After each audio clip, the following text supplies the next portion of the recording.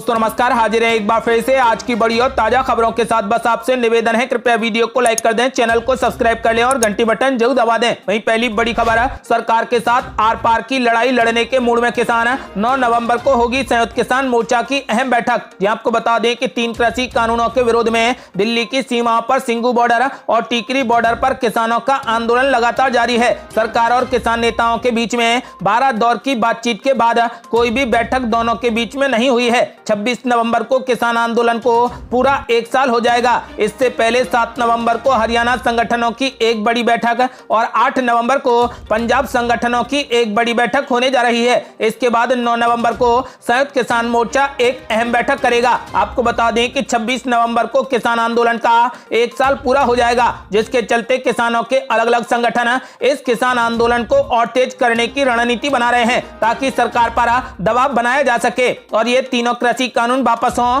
आज पंजाब के एक बड़े किसान नेता मंजीत राय ने बयान देते हुए कहा कि अब किसान आंदोलन को 1 साल पूरा होने जा रहा है, जिसके चलते हम अलग अलग तरीके की रणनीति बना रहे हैं। 7 तारीख को हरियाणा के संगठन अपनी बैठक कर रहे हैं और 8 नवंबर को पंजाब के संगठन अपनी बैठक कर रहे हैं। वहीं 9 नवंबर को संयुक्त किसान मोर्चा एक अहम बैठक करेगा, जिसमें दोनों प्रदेशों के संगठन अपनी अपनी बातें रखेंगे ताकि उन पर कोई बड़ा फैसला लिया जा सके। आपको बता दें कि सरकार पर दबाव बनाने के लिए तीनों कृषि कानूनों को वापस लेने के लिए यह बड़ी बैठक होगी। और बड़ी खबर, सिंगू बॉर्डर पर आंदोलनकारी किसानों की झोपड़ियों में लगी भीषण आग। किसान बोले सरकार की साजिश हम टूटेंगे नहीं। ये आपको बता दें कि केंद्र सरकार के 3 नए कृषि कानूनों के खिलाफ दिल्ली के बॉर्डर पर कई जगह पर किसान आंदोलन कर रहे हैं। इस बीच दिल्ली हरियाणा के सिंगू बॉर्डर पर किसानों की झोपड़ियों में आग लगने की खबर सामने आई है। यही नहीं, किसान नेताओं ने इस घटना के लिए सरकार पर साजिश करने का आरोप लगाया है, जबकि आग की सूचना मिलने के बाद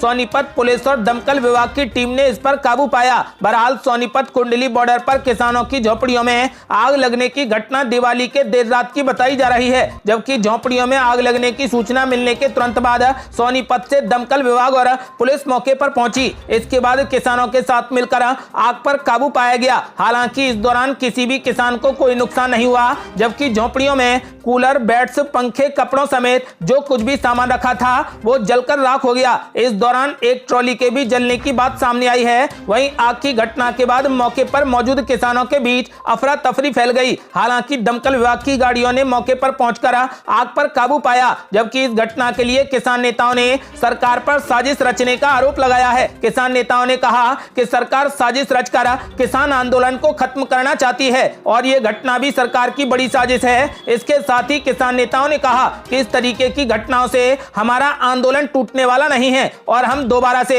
पूरी मजबूती के साथ खड़े होंगे। और बड़ी खबर, किसान नेता राकेश टिकैत ने कर दिया बड़ा खुलासा। बोले 5 साल चलने वाला है किसानों का आंदोलन। ये आपको बता दें कि केंद्र सरकार को कड़ी चेतावनी देने वाले किसान नेता राकेश टिकैत ने संकेत दिए हैं कि 3 कृषि कानूनों के खिलाफ आंदोलन 5 साल भी चल सकता है। राकेश टिकैत ने गाजीपुर सीमा पर दीपावली मनाई। इस दौरान सीमा पर 2 दिए शहीदों के लिए कार्यक्रम का आयोजन किया गया, जिसके तहत आंदोलन के दौरान जान गंवाने वाले किसानों को याद किया गया। एनडीटीवी से बातचीत में जब राकेश टिकैत से पूछा गया कि विरोध प्रदर्शन कब तक जारी रहेगा, तो उन्होंने कहा कि अगर सरकार 5 साल तक चल सकती है तो विरोध भी 5 साल तक चल सकता है। रिपोर्ट के अनुसार राकेश टिकैत ने बताया कि सरकार ने उनके साथ आखिरी बार 22 जनवरी को बात की थी। साथ ही राकेश टिकैत ने जानकारी दी है कि किसान आंदोलन को 1 साल पूरा होने के मौके पर सरकार को 26 नवंबर तक का अल्टीमेटम भी दे दिया गया है। राकेश टिकैत ने कहा कि मौके पर मौजूदगी ही नहीं बल्कि लोगों के विचार और सोच उन्हें बड़ा बनाते हैं, इसलिए धरना स्थल पर भीड़ का कम होना बड़ा मुद्दा नहीं है। उन्होंने जानकारी दी है कि किसान 2 घंटों के स्टैंड बाय पर हैं, साथ ही उनके ट्रैक्टर भी पूरे तरीके से तैयार हैं। उन्होंने ऐलान कर दिया है कि 26 नवंबर तक यदि सरकार कानूनों को वापस नहीं लेती है और अपनी राय प्रकट नहीं करती है तो 27 नवंबर से बड़ा आंदोलन होगा। आपको बता दें कि कृषि कानूनों को लेकर राकेश टिकैत अब आर पार की लड़ाई के मूड में है। और ये बड़ी खबर, केदारनाथ से पीएम नरेंद्र मोदी ने किया अयोध्या, मथुरा और काशी का जिक्र, कहा वापस मिल रहा गौरव। ये आपको बता दें कि बाबा केदारनाथ की धरती से अयोध्या, मथुरा, काशी और सारनाथ का जिक्र कर पीएम नरेंद्र मोदी ने एक बड़ा संदेश दे दिया है। दीपावली के अगले ही दिन बाबा केदारनाथ के दर्शन करने और आदि शंकराचार्य की प्रतिमा के अनावरण के बाद पीएम नरेंद्र मोदी ने अपने लंबे भाषण में एक तरफ उत्तराखंड के विकास का जिक्र किया तो वहीं तीर्थ स्थानों के पुनरुद्धार की बात कर हिंदुत्व के तार भी जोड़े। पीएम नरेंद्र मोदी ने अयोध्या, मथुरा, काशी और सारनाथ में चल रहे कामों का जिक्र करते हुए कहा कि हमारी विरासत को अब पुराना गौरव वापस मिल रहा है। उन्होंने अयोध्या में दीपोत्सव के आयोजन का जिक्र करते हुए कहा कि भगवान श्री राम की जन्मभूमि को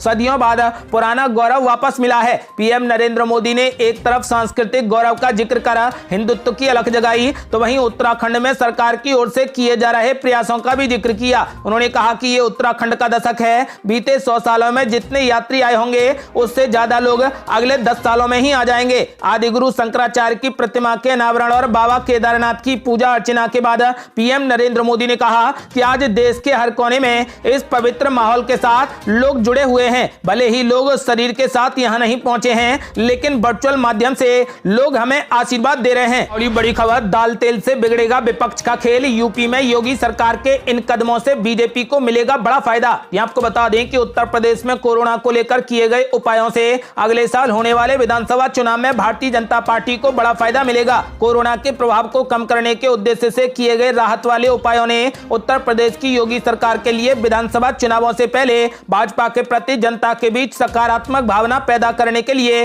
अवसर की एक और नई खिड़की खोल दी है। दरअसल पीएम गरीब कल्याण अन्न योजना के तहत योगी सरकार अब अगले साल मार्च तक गेहूं चावल के साथ साथ दाल तेल और चीनी भी बिल्कुल फ्री में देगी। आपको बता दें कि विधानसभा चुनाव से ठीक पहले उत्तर प्रदेश में कोविड की दूसरी लहर से बुरे तरीके से प्रभावित गरीबों के लिए योगी सरकार मुफ्त में राशन देगी और ऑनलाइन शिक्षा के लिए स्मार्टफोन और टैबलेट भी राज्य सरकार द्वारा बड़े पैमाने पर फ्री में दिए जाएंगे। मुख्यमंत्री योगी आदित्यनाथ ने पीएम गरीब कल्याण अन्न योजना के तहत मुफ्त राशन की सेवा को अगले साल मार्च तक बढ़ा दिया है और राहत पैकेज में गेहूं चावल के साथ साथ तेल दाल और नमक को जोड़ने की भी घोषणा कर दी है। योगी सरकार ने कहा कि इसका पूरा खर्च राज्य सरकार उठाएगी। गरीबी रेखा से नीचे आने वाले परिवार विस्तारित योजना का लाभ उठा सकते हैं। मुख्यमंत्री योगी आदित्यनाथ ने ऐलान कर दिया है कि अंत्योदय कार्ड धारकों को राशन में 35 किलो चावल गेहूं के साथ दाल तेल और नमक भी दिया जाएगा। अंत्योदय कार्ड धारकों को हर महीने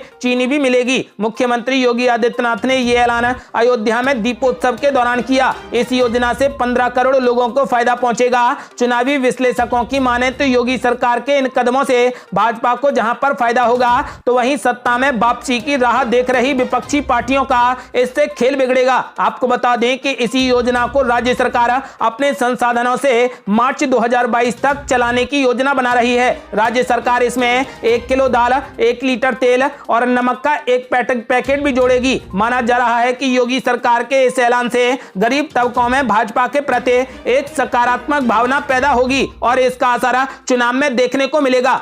और ये बड़ी खबर, अकेले मोदी फैक्टर से मुश्किल है राज्यों में बड़ी जीत। उपचुनाव के नतीजों से सबक लेगी भाजपा। ये आपको बता दें कि देश की 3 लोकसभा सीटों और 13 राज्यों की 29 विधानसभा सीटों पर हुए उपचुनाव के नतीजों ने भारतीय जनता पार्टी को निश्चित तौर पर चौंका दिया है। 2014 के लोकसभा चुनाव के बाद से अब तक ब्रांड मोदी के नाम पर चुनाव लड़ती आई भारतीय जनता पार्टी को ये नतीजे इस बात पर अब सोचने को मजबूर करेंगे कि आखिर अकेले मोदी फैक्टर से भगवा पार्टी कब तक राज्यों में जीतती रहेगी। क्या ब्रांड मोदी के अलावा अब राज्यों में मजबूत लीडरशिप पर भी ध्यान देने की जरूरत है। पश्चिम बंगाल महाराष्ट्र से लेकर असम और मध्य प्रदेश तक में जिस तरीके से नतीजे देखने को मिले उसने ये इशारा कर दिया है कि अगर भाजपा राज्यों में लीडरशिप को मजबूत करने पर ध्यान केंद्रित नहीं करती है तो फिर मोदी फैक्टर ज्यादा दिनों तक उसे सत्ता की कुर्सी पर नहीं बैठा सकता। आपको बता दें कि दरअसल हाल ही में हुए उपचुनाव में बीजेपी गठबंधन को 29 में से 15 सीटों पर जीत हासिल हुई है,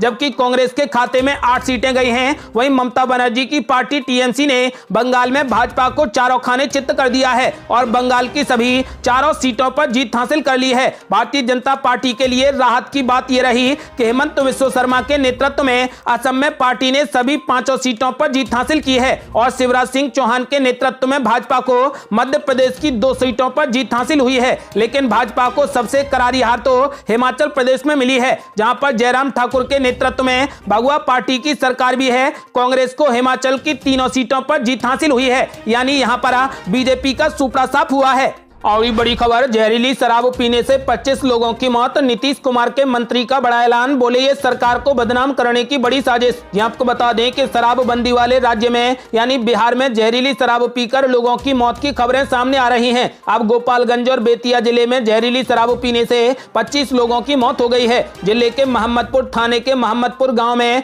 7 लोग बीमार हैं। बुधवार को 8 लोगों की मौत हुई थी। गुरुवार भी सुबह तक ये संख्या 25 हो गई। इसी बीच खान और भूतत्व मंत्री जनकराम जहरीली शराब कांड के मृतकों से मिलने के लिए उनके घर पहुंचे। उन्होंने परिजनों से मिलकर मदद का भरोसा दिया। उन्होंने कहा कि बिहार सरकार को बदनाम करने के लिए बड़ी साजिश के तहत शराब पिलाई गई है। इस मामले के दोषियों के खिलाफ सख्त कार्रवाई की जाएगी। मंत्री ने जिला प्रशासन को बीमार लोगों का तुरंत इलाज करने का आदेश दे दिया है।